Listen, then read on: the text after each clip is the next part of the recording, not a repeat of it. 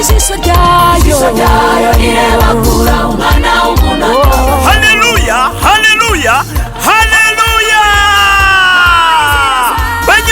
Banyarwandakazi, nk'uko Yesu yabivuze ngo mugende i Yudaya, i Samariya kugera ku mpera z'isi, mu Rwanda imvura y'umugisha yongeye kutumanukira.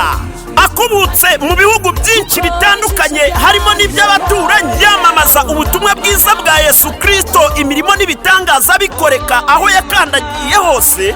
Umukozi w'Imana misiyoneri Gilbert Muvandimwe aduteguriye igiterane gikomeye cy'imbaraga handi wacu mu Rwanda.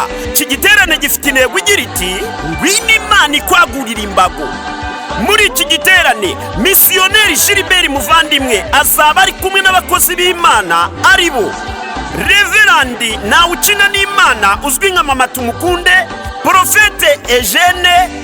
Muri iki giterane kandi tuzaba turi kumwe n'abahanzi batandukanye harimo Byose Birashoboka Aphrodisi, Nyirakarama bakunze kwita Igihe Bahereye, Jean Torero bakunze kwita Ntawe Usenga Kina. Turi kumwe kandi na worship teams zitandukanye harimo Healing Ministries, Sauti Ewan n'abandi batandukanye. Mbonaramatsiko ni ku itariki 30 z'ukwezi kwa gatatu kuva isaa 7 z'amanywa kugeza isaa 1 z'umugoroba. Turamya duhimbaza Imana, hasengerwa abarwayi n'abafite ibibazo bitandukanye, imirimo n'ibitangaza bikoreka. Muzaze muri benshi, kwinjira n'ubuntu, ugasohokana umugisha wawe n'igitangaza cyawe. Ni mu mujyi wa Kigali i Remera kuri Hilltop Hotel. Ku bindi bisobanuro wahamagara telefoni igendanwa 078 46 46